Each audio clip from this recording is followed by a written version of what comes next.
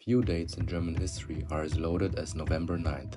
It's known as Schicksalstag, the Day of Fate, a day when empires fell, republics rose, and dark chapters began. And on this night, a wall comes down. In the 1950s, thousands of East Germans fled westward, escaping censorship, repression, and economic stagnation.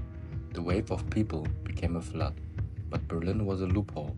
The rest of the border between East and West Germany was already fortified. Only in Berlin could people still walk from socialism to capitalism. So, in August 1961, the regime slammed the door shut. The Berlin Wall wasn't just a border, it was a trap.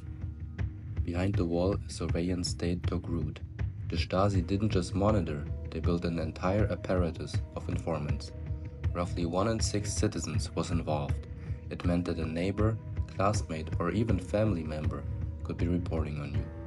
Fear became culture, and for many, born behind concrete, it was the only life they'd ever known. For a deeper look, I recommend the 2006 movie, The Lives of Others, a film about an East German agent spying on a couple. But in 1989, things began to shift. Mikhail Gorbachev brought glasnost, openness, and perestroika reform to the Soviet Union. The Kremlin stopped propping up the East. Hungary opened its border. People fled in the thousands.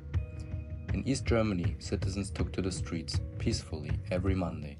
These protests became known as the Monday Demonstration, a grassroots movement demanding freedom, reform, and the right to speak without fear. The regimes of Eastern Europe fell like dominoes, and East Germany stood on shaky legs. Then, on November 9th, East German party official Günter Schabowski said before the press. He was meant to announce new travel rules, meant to calm things down, but he was poorly briefed. When asked when the new rules took effect, he hesitated, glanced at his notes, and said, immediately, without delay. The press room froze. No one knew it yet, but the wall had just lost its purpose. By nightfall, tens of thousands gathered at border crossings like Bornholmer Straße. The guards were overwhelmed. No orders came from above. Phones rang unanswered. The crowd chanted. At 10:45 p.m., the barrier was raised. A flood of people poured into the west, not with violence, but with sheer will. Strangers embraced. Families were reunited. People who hadn't seen each other in 28 years finally could hold one another again. The Berlin Wall was a deadly barrier, guarded, patrolled, feared. The guards were ordered to shoot illegal crossers on sight, but on November 9th, it was crossed without violence, without orders, and without resistance. The fall of the Berlin Wall didn't mean unification though, not yet. On paper, there were still 2 German states, 2 governments, 2 systems. But it opened a window, brief, fragile, and historic. Chancellor Helmut Kohl recognized the moment.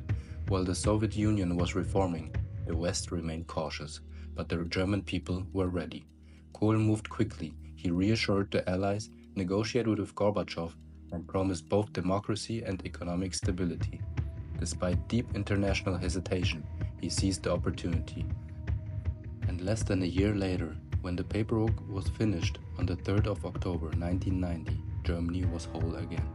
This day would become the national holiday in Germany, the Day of Unification. But the walls leave scars. To this day, the line between East and West Germany is visible on maps of income, elections, infrastructure, even life expectancy.